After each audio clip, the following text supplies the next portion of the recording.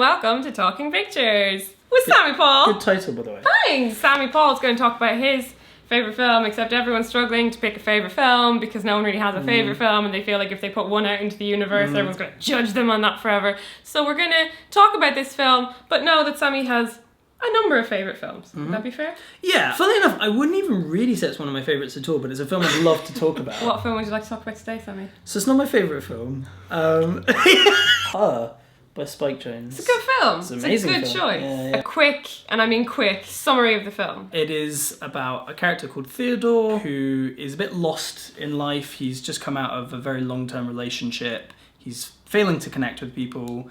He then downloads this computer program that responds to him, a bit like a very advanced version of Siri, and slowly they start to fall in love with each other.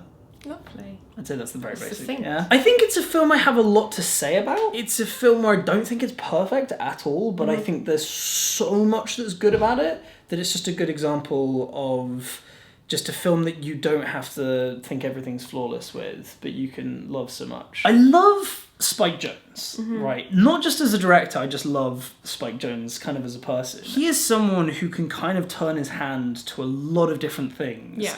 And really excel in all of them. Making a show like Jackass, right, where he's like one of the creators of Jackass, where it's just like, hey, it's funny when people fall over. I love that that same mind can then also be like, hey, also I'm going to write this screenplay that looks at literally the human condition.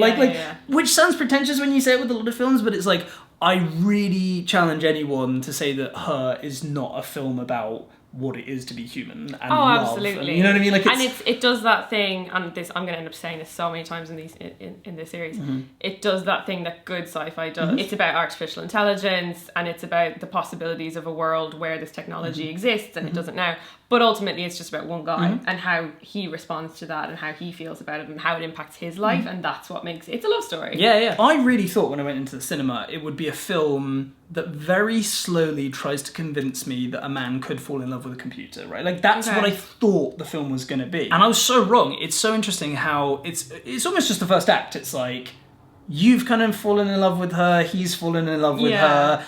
And now we're just going to keep exploring. We're just going to keep... How would that relationship develop? Right. In the same way as any relationship would. You both grow and you either kind of grow together or apart. And in this case, it's apart. And I think that was what made it so interesting was specifically what can we do with this? Like, what is specifically different about a guy falling in love with AI that we can explore that we couldn't if she was just a human girl? And it creates so many kind of weirdly relatable and yet really weirdly abstract situations. There's the scene where Samantha finds someone on the internet to play herself. It's so fascinating because it's like you can really see where both of them are coming from. At first you're kind of like, yeah, I can see why she's doing that, but then it does feel weird and it feels like she's trying something new. It almost is, I think, like almost reminiscent of like a threesome. Yeah, it's like we're trying to spice things up, but it's kind of uncomfortable. But it's not. Yeah, one of us wanted it more than the other. Right. Again, it's taking something that's so human and so kind of tangible and so, something you could not maybe directly relate to, but there's themes in there that you're like, right, I could see myself in either of these characters' position. But it's using sci-fi to tell what feels like a very different story. And even what he does for a living, I think, is interesting. Yeah. So anyone who doesn't know, he writes very personal letters, like love letters, for people. They give him the details of their significant other and their relationship, and they hire him to write the love letter for them. And I think there's an implication as well that he writes for certain people for a long period of time. So it's like, I've been writing for this person since I was young. Like that's a client of his. And I like what the film does for me so smartly is it doesn't go, oh, isn't that fucked up and weird? But it actually presents it as really sweet. A lovely thing. And it's like, oh, that's so nice. But then, of course, the more you think about it, you're like, oh God, that's so disingenuous. Yeah. And so that's what, for me, the film does so cleverly. Even with their relationship, it's sort of, it's not an allegory for it, but it's another example of a thing that's like almost sweet and okay. You're not sat there being like, oh, he writes letters for people, that's disgusting, or oh, he's having a relationship with a robot. Like, it's positioned in such a way as so you can see both sides of it, and you're kind of like, I guess that's sweet. There's something off about it, and yet they present it in such a lovely, sweet way. What would you say to the theory that this is sort of an answer to Lost in Translation? Yeah, if I've understood correctly, Sofia Coppola and Spike Jonze used to be married, and people have created parallels between Spike Jonze being Theodore's character and her, but then also that Sofia Coppola could easily be represented by Scarlett Johansson in Lost in Translation. I don't think it's a direct sort of sequel or like a weird thing. No. But I think that... Maybe an answer to... Right, maybe, right. Like, I watched a video where they compared shot by shot, and I did try and think, like, could I do this with any two movies? Probably, right. But they're very strikingly similar. Yeah, and like I can't help but feel that there was some intent there to answer. If you make any film, you're putting yourself in it, right? You know what I mean? Like, it's like when you're writing something, I do feel like a big part of writing is just regurgitating stuff. Yes, you can do your research. Yes, you can write about kind of other people, but I think that inherently it's autobiographic to some extent. And there is that whole thing. There's a bit in her when he meets up with his ex-wife. Yeah. And she's writing a piece or a book, I think it is, about their marriage. Well, she's writing something autobiographical and he's included in it, and he's talking about how he feels about being included in her work in that way. The partner of Scarlett Johansson in Lost in Translation does seem to be modelled on Spike Jonze a bit. I think so. And it's almost like his way of being like, this is how I feel about you writing about me. Yeah. Also, it's interesting, I kind of only just clicked, like, obviously Scarlett Johansson. Yeah. Is like I was going to say that. So both. she didn't do it initially, but I think, I wonder, was she approached in the aftermath on purpose? Like, it does seem like a weird, coincidences happen, but it does seem like another coincidence. It seems like there's a lot of them stacked up on each other. If that is true, I think that's quite sweet. Really sweet. I think what's nice about both of those films is neither of them paint the other as like a monster. Yeah, no. You know what I mean? Like, all. it's just like, I do think there are regrets in Theodore Twombly. Like, you listen to the way he talks and it's like... He talks about it like it was his failing. Yeah. Very rarely would someone write about